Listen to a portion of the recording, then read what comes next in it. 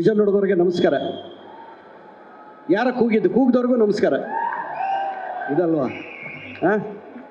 ಕನ್ನಡದ ಸಂಭ್ರಮ. ಇವತ್ತಿನ ಈ ಇವೆಂಟ್ಗೆ ಬಂದಿರುವಂಥ ಶರವಣ ಸರ್ಗೆ, ಸಂಜಯ್ ಗೌಡ್ರಿಗೆ, ಅವರ ಸಾರಥ್ಯದಲ್ಲಿ ಮುಂದೆ ಹೋಗ್ತಾ ಇದ್ದೀವಿ. ಬಂದಿರುವಂಥ ಸ್ನೇಹಿತರು ನಮ್ಮ ರಾಜೀವ್ ಸರ್ಗೆ ಎಲ್ರಿಗೂ ಧನ್ಯವಾದ. ಹೆಚ್ಚಿನಾಗಿ ಸೂತ್ರಧಾರಿ, ಜಗತ್ತಿಗೆ ಸೂತ್ರಧಾರಿ ವೆಂಕಟೇಶ್ವರ, ಸಿನಿಮಾಗೆ ನಮಗೆ ಸೂತ್ರಧಾರಿಗಳು ನೀವು. ನಿಜನಾ?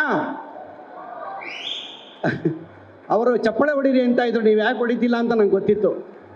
ಆ ಕಂಪ್ನಿಯಿಂದ ಕೆಳಗೆ ಬಿದ್ದು ಬಿಡ್ತೀವೇನೋ ಅಂತ ಭಯ ಅವ್ರಿಗೆ. ಹೌದಾ? ಹೌದಪ್ಪ, ಮತ್ತೆ ಯಾಕೆ ಹೊಡಿಲಿಲ್ಲ ಚಪ್ಪಳೆ?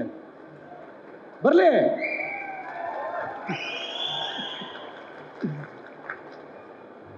ಸೂತ್ರಧಾರಿ ಸಿನಿಮಾದ ಬಗ್ಗೆ ಎಲ್ಲ ವಿಚಾರ ನಿಮಗಾಗಲೇ ಗೊತ್ತಾಗಿದೆ. ಚಂದನ್ ಶೆಟ್ಟಿಯವರು ಬರೀ ಮ್ಯೂಸಿಕ್ ಡೈರೆಕ್ಟ್ರು, ಸಿಂಗರ್ ಅಲ್ಲ, ಜೊತೆಲಿ ಪಾತ್ರ ಮಾಡಿರೋದ್ರಿಂದ ಅನುಭವದಲ್ಲಿ ಹೇಳ್ತಾ ಇದ್ದೀನಿ. ನನಗೆ ಒಂದು ಪ್ರೊಫೈಲಲ್ಲಿ ಹೇಳ್ತಿದ್ದೆ, ಅಲ್ಲೇ ಶಾರ್ಟಲ್ಲೇ ಹೇಳಿದ್ದೀನಿ ನಾನು, ಅಂಬರೀಷ್ ಅಣ್ಣನ ಥರ ಕಾಣ್ತೀರ ನೀವು ಅಂತ. ತುಂಬ ಟ್ಯಾಲೆಂಟ್ ಪರ್ಸನ್ನು. ಬಂತು ಸಿನಿಮಾ ನೋಡಿದ್ರೆ ನಿಮಗೆ ಗೊತ್ತಾಗುತ್ತೆ. ಅಪೂರ್ವ ಅವರು ಮತ್ತು ಚಂದನ್ ಅವರ ಕಾಂಬಿನೇಷನ್ ತುಂಬ ಚೆನ್ನಾಗಿ ವರ್ಕ್ ಆಗಿದೆ. ವಿಶೇಷವಾಗಿ ನಮ್ಮ ಸಿನಿಮಾಕ್ಕೆ ನಿರ್ಮಾಪಕರಾದಂತಹ ನವರಸನ್ ಅವರು, ಅವರ ಟೇಸ್ಟು ತುಂಬ ಚೆನ್ನಾಗಿದೆ. ಆಗಲೇ ಯಾರೋ ಹೇಳಿದ್ರು, ಯಾವುದೇ ಕೆಲಸ ಕೈ ಹಿಡಿದ್ರು ನೀಟಾಗಿ ಕರ್ಕೊಂಡೋಗಿ ತಿಳಿಸ್ತಾರೆ. ಸಿನಿಮಾನ ತಲುಪಿಸೋ ಭಾರ ಅವ್ರದ್ದು. ಅದಕ್ಕೋಸ್ಕರ ನಮ್ಮ ನಿರ್ದೇಶಕರು ಕಿರಣ್ ಅವರು ಬೆಳಿಗ್ಗೆಯಿಂದ 6 ಫೋನ್ ಮಾಡಿದ್ದಾರೆ. ನಮಸ್ಕಾರ ಅಣ್ಣ. ನಿಮ್ಮ ಆಶೀರ್ವಾದಕ್ಕೋಸ್ಕರ ಕಾಯ್ತಾ ಇದ್ದೀವಿ. ಈಗ ಸಾಂಗ್ ಎಲ್ಲ ಕೇಳಿದ್ರಿ ನೀವು, ಎಲ್ಲ ಹಾಡು ತುಂಬ ಚೆನ್ನಾಗಿ ಬಂದಿದೆ. ಹೌದಾ? ಒಡೇರಿ ಚಪ್ಪಳೆ ನೋಡೋಣ. ಇದು ಜೀವ ಕಳೆ. ಕರೆಂಟ್ ಇರಬೇಕು.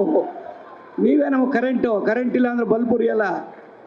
ದಯವಿಟ್ಟು ಇನ್ನು ಬರುವಂಥ ಕಲಾವಿದರು ಯಾರೇ ಬರಲಿ, ಕನ್ನಡನ ಎತ್ತಿ ಮೆರೆಸಬೇಕು ನೀವು. ದಯವಿಟ್ಟು ನೀವಿಲ್ಲ, ನೀವೇ ಸೂತ್ರಧಾರಿಗಳು ನಮಗೆ.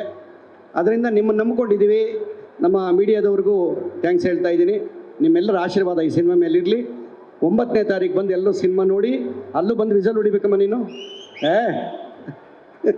ತುಂಬ ಖುಷಿ ಆಯಿತು.